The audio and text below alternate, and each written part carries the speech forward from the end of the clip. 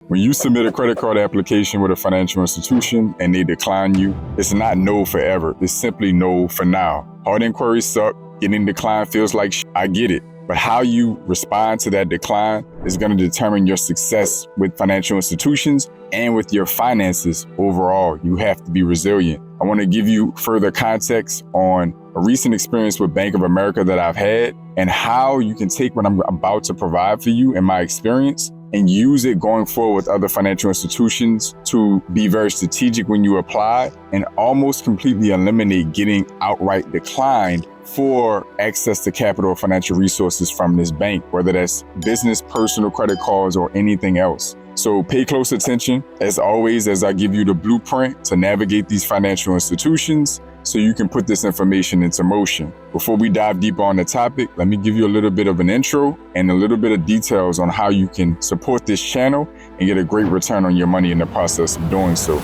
Check it out. Okay, before we get back on top, you have some excess capital that your bank's no longer paying you that same return on, now the interest rates are down, and you're looking for a stable, purposeful, and profitable place to invest your money. What if I told you can support one of your favorite content creators while still earning a respectable return on your money? Yeah, that's right. The platform sponsoring this video is called Oversubscribe. It's a SEC regulated platform that's connecting the audience and the creator like never before. It's an opportunity for you to invest in this channel and share in the profitability in this channel as it grows. There's no commitment right now, but there's a link in the description. You want to learn more? Fill out the quick form and let's get in motion. So it's been about a year and a half now that I've been on a complete tear when it comes to stacking up my access to financial resources with financial institutions on the personal and small business side. Along the way of that journey, I've had tremendous success in racking up great credit cards, great deposit relationships with great financial institutions, access to capital for my small businesses, growing out my personal and business credit,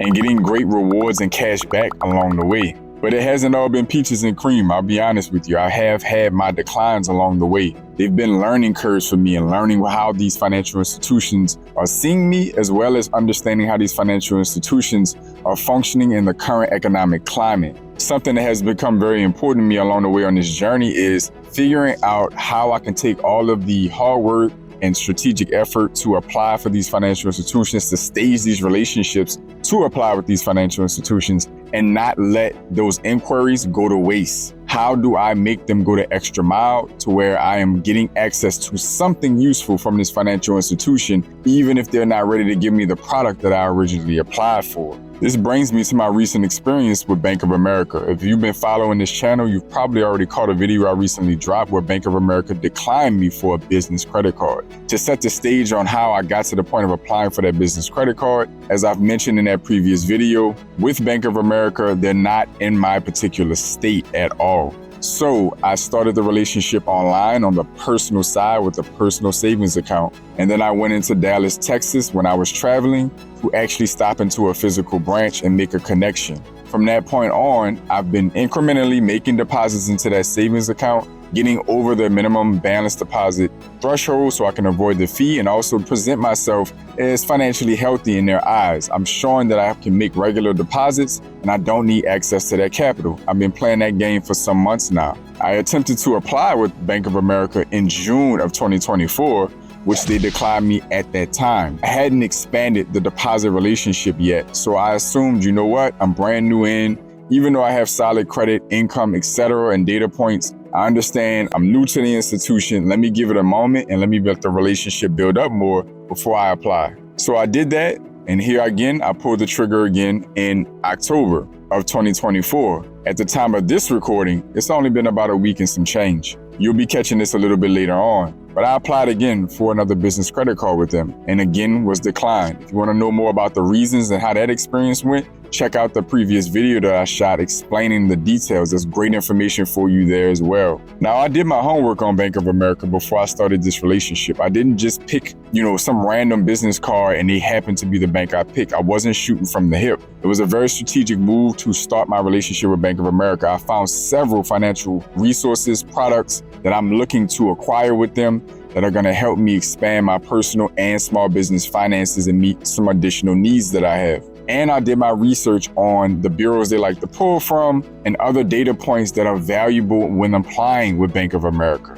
With all of that due diligence, it still wasn't quite enough to get over the hump to get approved for their business credit card. So an interesting caveat I'm going to throw in as I tell this story is I am in the banking and financial services industry. I'm working for a significant size firm as well as have colleagues that work within the same firm and other financial institutions. There are statistics floating around for us that up to 57% of people who apply for credit cards that are not immediately approved, who are requested for additional information or outright decline and get adverse action letters, do not respond. I'm going to run that back one more time for you. Up to 57%, more than half of people who are declined or at least just paused on their applications for credit cards and letters are sent out for additional information or adverse action letters are sent out. Response to a decline, these clients never follow up and respond. So essentially, more than half of us that apply and don't get approved are butthurt. We roll up shop, we go cry in a corner, and we never want to do business with that financial institution again, or we just don't apply with them anymore. Because many of us literally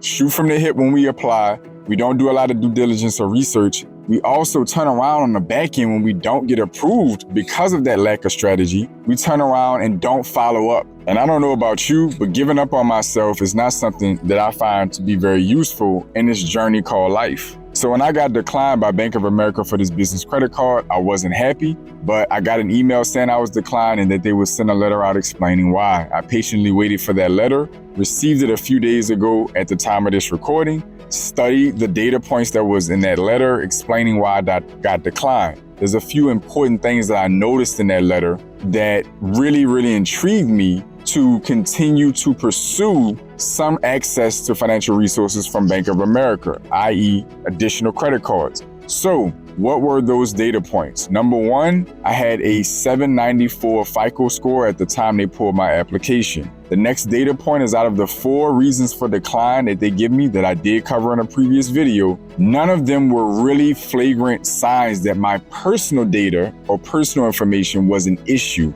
meaning credit score, credit profile, DTI, etc. None of those things were listed as the reason for decline, with one exception. I'm not going to say what it is in this video because I want you to check out the previous video and learn more about this experience. But it did indicate to me that 9 out of 10 times that they were seeing a polished version of me on the personal side. Another indicator is, as I explained, I already started a deposit relationship with them. And like any decent sized financial institution, once they get you in their ecosystem, they're studying your financial behavior, they're checking your credit report, they're running background checks, they're pre-screening you to find out what else they can offer you. Of course, Bank of America did this and they started to tease me with offers for a specific cashback card, a cashback card that I already had interest in. I shot a video about that recently as well. So to encapsulate all of this for you, Bank of America already explained why they declined me for the business credit card. It had very little to do with my personal financial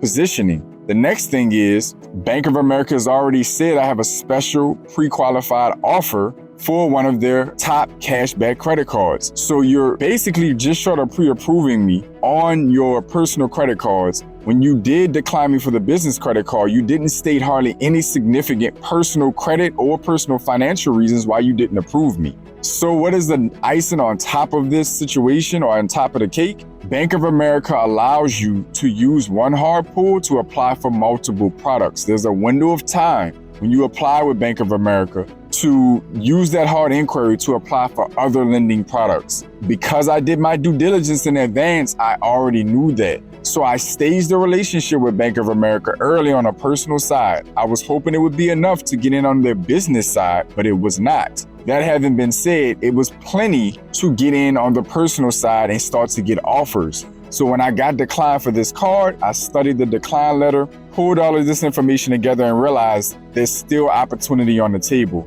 So what did I do at the time of this recording? Last night, I applied for that cashback card that I've been looking at. That custom cashback card from them, which is their customized cash rewards card. Great cashback structure, 0% offer, and a decent bonus offer to start. I got approved for this card with a $15,000 starting limit without wasting another hard inquiry. All because I did my due diligence, I understood the financial institution I'm dealing with, and I set that relationship up in advance before I applied for anything. What have I always taught on this channel if you've been following it for some time? You have to give time for these banks to analyze you. It is not the best idea, even if you have great credit, to go into these banks cold and try to start applying for beyond entry-level products. As deep as my credit profile is, as great as my credit score is, my DTI, my income, and even having a personal relationship with Bank of America, it was not enough to get over the hump for their business credit card.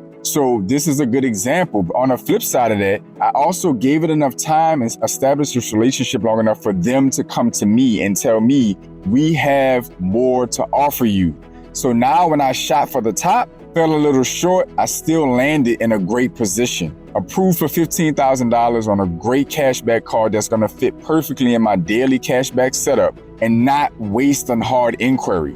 That basically leads to not ever getting declined when you position yourself with the right banks. Bank of America is an example. American Express is another great, well-known example of an institution. Once you're in with them, you no longer have to deal with hard pulls most of the time. So this is another opportunity for you not to waste hard inquiries and to apply or move your way around other products. If you're not available for one, you find another valuable product in their arsenal that again is gonna stage you and expand that relationship. So for me, this personal credit card is going to lead to me looking better in their eyes once I start to use it effectively. When I go back for the business credit card, that relationship is just expanding. And it gives me more proof that 9 out of 10 times, if I polish those few issues that they had when they decline me for the business credit card, that I'm gonna be just fine the next time that I apply. I hope for those of you who stuck this out, this has some inspiration for you as well as always being informative. Do not give up on yourself when you are applying with these banks, when you're growing your relationship and growing your access to financial resources and capital. Don't give up on yourself. Find out more about that bank, get a relationship with a banker, learn the data. There's so many data points and so much information out here. Good people in the finance space have done a lot of the heavy lifting of finding out these various data points about these institutions. Yes, they do change on a frequent basis. These banks catch on and move things around, but a lot of this information is still relevant. Bank of America allowing you to apply for multiple products and giving you multiple days. This is a week after I was declined that I applied for this card, almost a week and a half. So ultimately what this means is there's a distinct window of time, possibly 30 days or whatever the window is, that you can use one inquiry and go in and get multiple lending products. In my case, this worked like a charm. Hopefully this inspired you to do your due diligence and to stay tenacious and resilient on this journey. Comment down below. Let me know what your experience with Bank of America has been like. Let me know if you have any other financial institutions you've had any kind of similar experience when it comes to applying for them, maybe falling short or getting more than one product under one hard pull. Let me know if you have taken advantage of the infamous double dip. Comment that down below. To all my pioneers, welcome back. To my new viewers, welcome in. I want each of you to like, comment, share, and subscribe. Support and invest in this channel so this channel can continue to support and reinvest back into you.